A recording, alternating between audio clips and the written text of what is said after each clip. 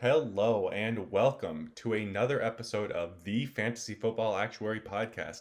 I am your host, Brock Talby, the Fantasy Football Actuary. As always, this is a Saturday episode of the podcast, so we will go into the Thursday night throwback as the first segment.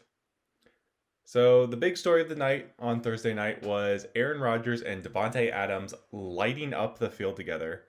Adams he has 6 touchdowns now in the last 3 games, and he's been over 150 yards 3 times this season, despite missing a couple games with injury. So Adams is a stud. If you acquired him while he was injured from a disgruntled owner, congratulations, he is dominating for you. If you held on to him through the injury and did not give up hope, also congratulations. So Thursday night games like this, it does influence how you set your weekend lineups. So I wanted to touch on this a bit because I am playing against Davante Adams this week. So he scored 25 points for my opponent, immediately starts me off in the hole. And because of this, I need more high upside plays as opposed to some safe plays. So for instance, I have Gronkowski and Mark Andrews, and I recently acquired Lamar Jackson in a trade. The Lamar Jackson owner was not pleased with how he has been performing. I see Lamar Jackson's playoff schedule. I think it's very good. And I think Lamar Jackson's too good to not improve his play. He might not reach his MVP play of last year, but I think he's too good to keep being such a disappointment. I think he'll be better, and his playoff schedule is really good. So I acquired Lamar Jackson in this trade, and I have Mark Andrews and Rob Gronkowski on my roster. Now, if I needed the safe play, I know Gronk's going to get 5 to 7 targets. He'll probably get 40 to 50 yards, and he has a good shot at a touchdown. Mark Andrews, on the other hand, has had several games this year where he's only had 1 or 2 catches. He's only finished with 20 yards. He's only scored 2 points. But then he's had a couple games this year where he's had multi-touchdown weeks, and he's gotten up to that 20-point threshold, and he's been a very good asset and helped me win weeks before. So because I'm playing against Davante Adams and because I need to make up the difference, I'm playing a good team. Me and him are tied for the same record for the division. So whoever wins this will be first place in the division. Because Davante Adams lit it up on Thursday night, I am going to start Mark Andrews this week and hope for the Lamar Andrews stack. Hopefully, it's one of those games where Andrews gets 2 touchdowns, and I'll get double credit for both of them from Lamar and Andrews. So that's just kind of one example of how you can set your weekend lineups based on how the Thursday night game went for you. So on the contrary, if you did own Davante Adams or Aaron Rodgers, who threw for 4 touchdowns and over 300 yards, and you're starting off in this really strong position, maybe you play someone who's safer in your flex, someone who's not going to get you 0 points, as opposed to someone who could blow up for 20 or 25 points, but could also only get you 1 or 2 points. So you might adjust your lineups based on Thursday night football games. I think that's a good strategy and something to keep in mind. Don't just lock your lineup in on Tuesday and not adjust it going forward. Elsewhere in the game, Aaron Jones, he came back from injury, but he was largely held back from a full workload, and this kind of capped his upside. He only finished with 79 total yards. He split carries with Tyler Ervin. So it's good to see him back on the field. It's good that he did not have any injury setback, but this wasn't the game that you like seeing from Aaron Jones. I think he actually had like half of his points in the first opening drive. So it started off really well, and then they kind of limited him after that. Allen Lazard, he made the trip to San Francisco, but he did not play. So this opened the door to another Marquez Valdez-Scantling game where he caught 2 passes for 53 yards and 2 touchdowns. On the other side of the ball, Richie James, who was promoted from the practice squad, I believe, before this game, he went for 9 catches on 13 targets for 184 yards and a score. So 2 players that nobody played in their fantasy lineup, a bunch of fantasy points between them, and it's kind of irrelevant.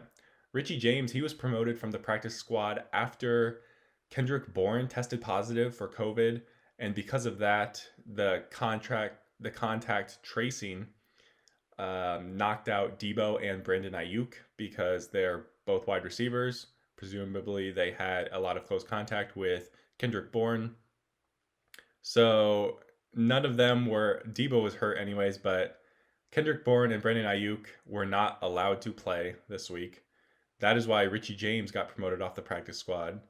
And this contributed to the Packers just kind of dominating.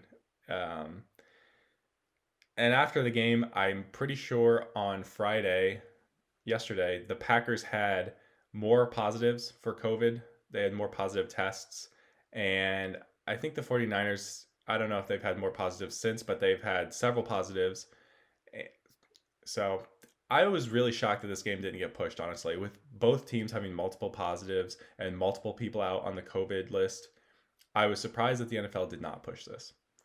JaMycal Hasty, so with Tevin Coleman still being injured, with Raheem Mostert still being injured, with Jerick McKinnon, quote, having tired legs, JaMycal Hasty, fantasy analysts were all over JaMycal Hasty this week. He was a favorite pick in the fantasy football community. Green Bay's run defense has not looked good. So JaMycal Hasty, people were saying, go get JaMycal Hasty, go start JaMycal Hasty. I liked him. I had him around RB20 in my models this week. He only rushed for 3 yards on 4 carries, and it was Jerick McKinnon getting most of the rushing work on the field. He ended with over 50 yards and a touchdown. So unpredictable there. I'm sure there are a lot of disgruntled fantasy managers who played JaMycal Hasty based on fantasy experts' advice, and I am sorry for that. My model had him picked as top 20 or as a RB20, I think on the week was where he was, 20 or 21 depending on the format. And I assume McKinnon will end up finishing around there with his week. So yeah, just unpredictable there. And then Robert Tonyan. This is the last note for the Thursday night game. Robert Tonyan, he's probably done being in fantasy lineups. He had 1 catch for 5 yards. Mercedes Lewis was the tight end that caught the touchdown. Jace Sternberger had 2 catches. So Robert Tonyan, I'm sorry, Robert, for mispronouncing your name. Robert Tonyan is probably done. I would not have any faith in putting him in my lineups going forward. So with the Thursday night throwback out of the way, we will move into the NFL newsstand. So start things off, lots of teams outside of just the Packers and 49ers are getting some positive COVID tests. The Texans shut down their facilities earlier this week. The Colts had a positive test, as did the Broncos. It doesn't sound like any games are in danger, and the NFL didn't even bother to move the Thursday night game, like I said. So at this point, I'm not worried about games getting canceled or moved this week. And I rather like this approach of not letting a couple positive tests dictate the entire schedule. And it definitely makes fantasy football a lot less stressful. So hopefully the NFL can continue to manage this, continue to limit the spread, and hopefully not see any team-wide outbreaks, even with the different approach of not moving games. Kyle Shanahan said that Deebo Samuel could be back next week. I won't hold my breath, but I would love to get a healthy Deebo back to finish the season and push into the playoffs. I have him in a couple of my leagues. I really like Deebo going into the season. I had him as like wide receiver 15 or 16 in my preseason rankings. I thought he was basically a lock for that based on his performance in the back half of last year, where he was like wide receiver 8 over the second half of the season. But he's just been dealing with too many injuries, and a healthy Deebo coming back would be really great for my teams. Shanahan also mentioned that Raheem Mostert has a chance of returning next week as well. So anybody who's been waiting on him to come back from injury will be pleased with that. Christian McCaffrey is back. The Panthers plan to activate him off of IR before Sunday's game. And to whoever needs to hear this, he goes immediately into your lineup. He does. Don't leave him on the bench. He slots right back into your starting lineup, and he should never come out of your lineup except for on his bye week. There's no wait and see with CMC here. He's active, so you start him. I know sometimes when players come back off injury, you give them a week to see what they've got. With a player like Christian McCaffrey, with that high of caliber, do not leave him on your bench. Get him in your lineup immediately. Mohamed Sanu worked out for and then was signed by the Detroit Lions. This does not bode well for Kenny Golladay, who could be looking at an extended absence of up to 4 weeks with a hip injury. I've read 2 to 4 weeks in places. But if the Lions are going out and signing wide receiver depth, that's never a good sign that you're that you're hopeful you're getting your starting wide receiver back anytime soon. Until then, Marvin Jones is a solid play. Matthew Stafford was placed on the COVID list earlier this week. I think he is asymptomatic, and it sounds like from what I've been reading that he has a chance to be back by Sunday as long as he doesn't have any more positive tests. So Marvin Jones might have Matthew Stafford back. If not, it's going to be Chase Daniels, which obviously limits Marvin Jones' upside even without Kenny Golladay. So just monitor who's playing quarterback this week before you make your decision of whether or not to play Marvin Jones. Apparently, Golden Tate took to Twitter to communicate his frustration at the Giants and his lack of usage. So it sounds like he could be on the bench this week. He might be punished for disparaging the team on Twitter.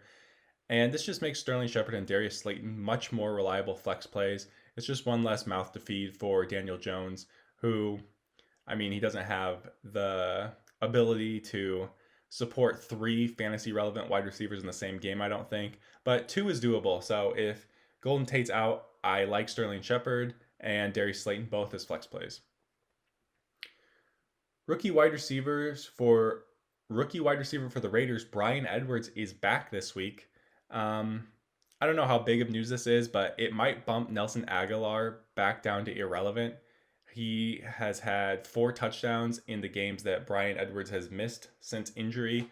So he's been pretty good, but Edwards was the starter to start the season until he got hurt.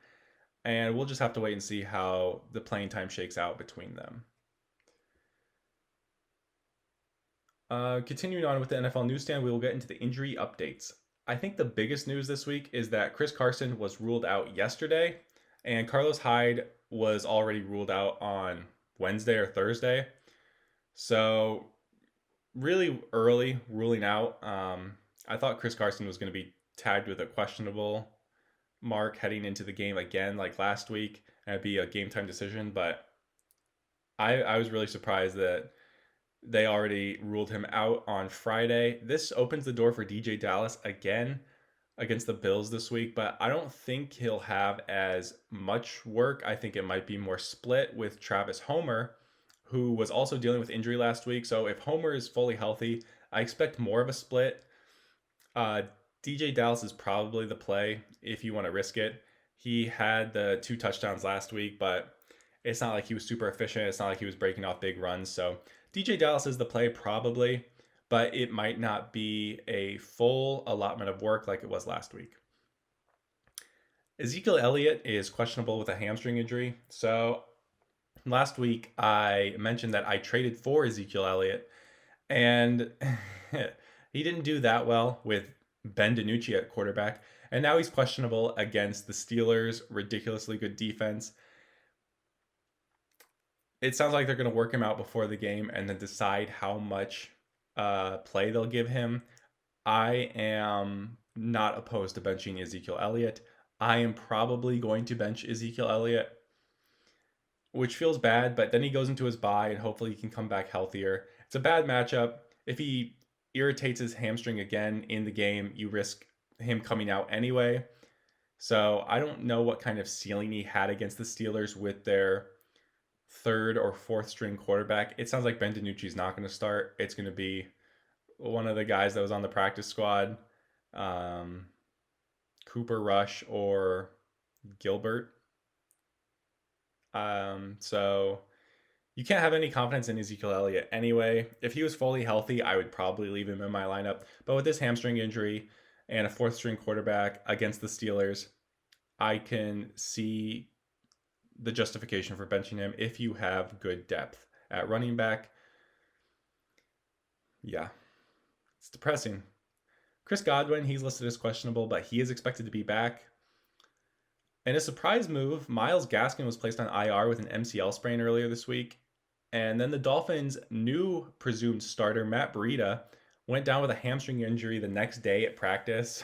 And then after that, Lynn Bowden was placed on the COVID list. So Jordan Howard is the starter, and Patrick Laird is probably the backup.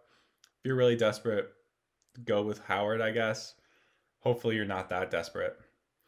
Kenyon Drake has officially been ruled out this week, and Chase Edmonds looks like about as good of a play as you can get.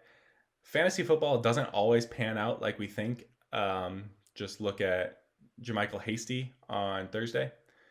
But Edmonds is set up very nicely this week, and he's probably being projected in the top 5 across most fantasy analysts. I think my models have him around 6 or 7, so he's a very good play this week. Mark Ingram is doubtful, so J.K. Dobbins and Gus Edwards get to run free yet again. I think Ingram's just kind of holding them back. The two-way split between Dobbins and Edwards looks more efficient, and it keeps both of those guys way more fantasy relevant than a 3-headed back. Calvin Ridley is questionable this week, which is really good news after what looked like a really serious injury last week. So the fact that he's questionable and could play this week is a very good sign, even if you end up missing him this week. Michael Thomas is questionable, and Drew Brees expects him to play.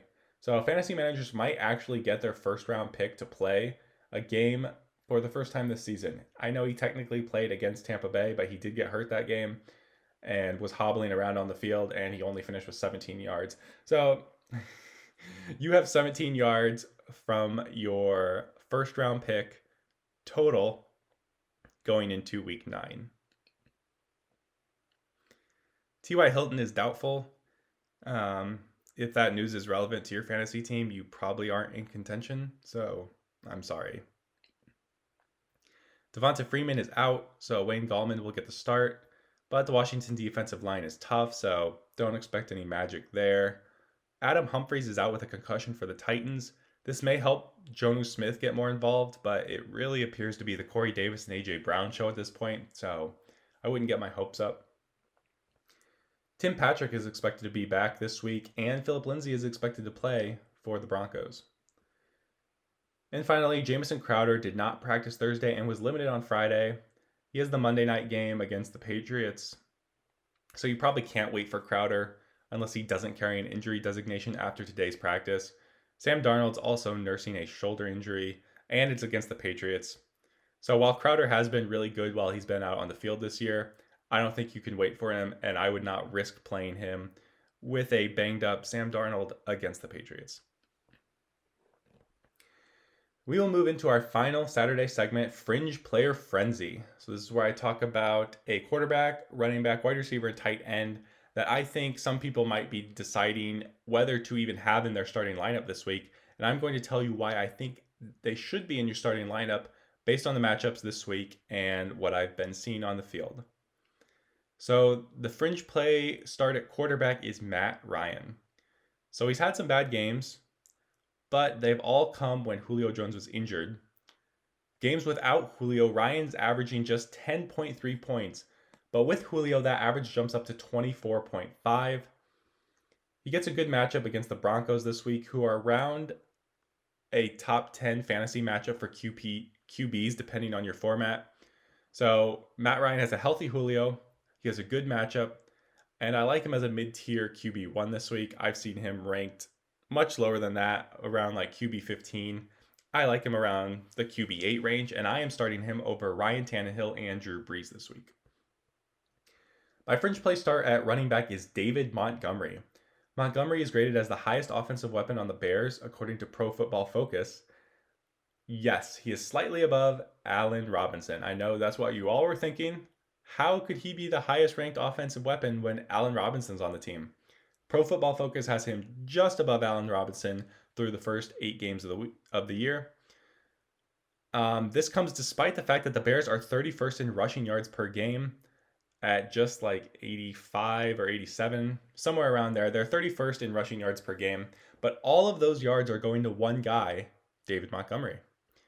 He also has made 27 catches already on the season and is good for over 200 receiving yards, which both top what he had his entire rookie year last year. And a lot of that's coming because Tariq Cohen's out. David Montgomery's the only guy. They have no other options. Cordero Patterson can be a gadget type running back, but he's not going to catch passes out of the backfield. So Montgomery's a workhorse, volume back, and he will give you RB2 numbers every week, which is what you want. You want a steady stream of points in some spots in your lineup. So every lineup needs a player like this. The Titans have been susceptible to running backs, so in a good matchup, my models have Montgomery hovering around RB12 this week, which is really good.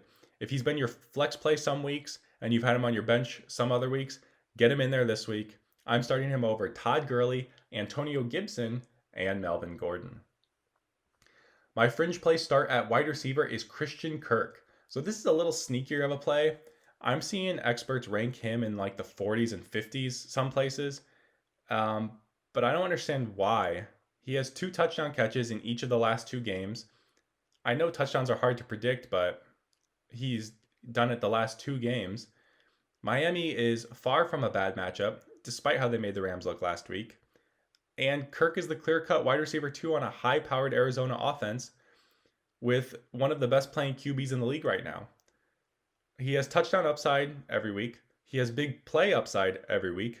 And he's the perfect flex play that could single-handedly win your week. He could have an 85-yard touchdown pass. He could have 2 touchdown catches, which he's done the last 2 weeks. So I don't understand why he's being ranked so low in other expert rankings. My models have him as a top 20 play this week, and I like him more than DJ Moore, Deontay Johnson, and Amari Cooper, just to name a few. And finally, my fringe play start at tight end is Hayden Hurst. So stacking on with the Matt Ryan start here, my models like Hayden Hurst as a near top 5 tight end this week. He's been over 50 yards 4 of his last 5 games, and he's caught 3 touchdowns on the year. And he's ranked as the tight end 8 going into this week, which you might not know because he hasn't had any blow-up games. He's just been a steady guy. A steady start at tight end, which is what a lot of teams need. If you don't want somebody to completely drop the ball, you don't want a 0 sitting in your tight end slot, Hayden Hurst is your guy. He's about as safe as they come right now at tight end. Him and TJ Hawkinson have probably been the most steady on the season. Gronk has been really steady over the last few weeks as well, but Hayden Hurst is a good start. I would start him over Noah Fant, Jared Cook, and Hunter Henry this week. So just to recap, my fringe play starts this week. Quarterback, Matt Ryan. Running back, David Montgomery. Wide receiver, Christian Kirk. And tight end, Hayden Hurst. I feel good about all of those guys. My models like them, and I would play them. If you want to check out my full Week 9 rankings, you can do so at the website. It's thefantasyfootballactuary.com. I have half-point PPR, full-point PPR, standard league, and I have flex rankings. All those rankings are for free on the website. They will be continuously updated. My models will be rerun with the most up-to-date information all the way up until the Sunday kickoff at 1 o'clock. If you want to follow me on Twitter and Instagram, my handle is @theFFActuary. So hopefully this Saturday episode gave you some news, helped you set your lineups, and hopefully the rankings on the website will continue to help you make your start-sit decisions as you go into the weekend. You can enjoy the Sunday games and the Monday Night Football game against the Jets and Patriots. So we will be back on Tuesday, and until then, keep crunching those numbers.